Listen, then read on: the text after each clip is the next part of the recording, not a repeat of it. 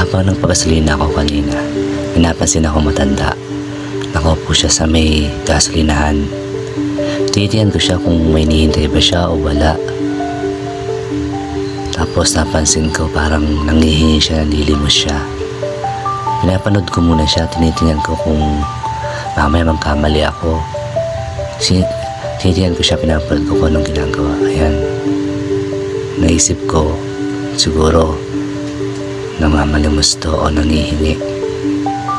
Pinagmasdan ko muna si nanay.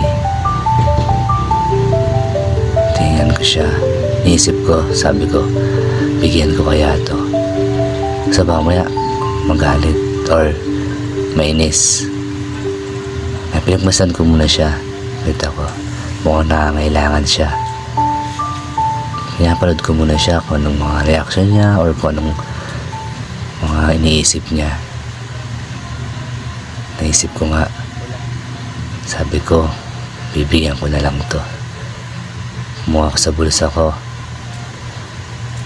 Tapos naisip ko si nanay bigyan. Sabi ko, hindi ko kaya siyang bigyan. So, okay na, sapat na kaya to para umuwi siya or makakain siya.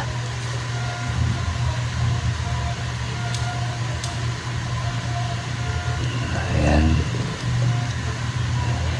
Tapos nung patapos na ako magpakarga, binigay ko na lang sa kanya. Nabutan ko. Yun, sabay, malis na lang ako.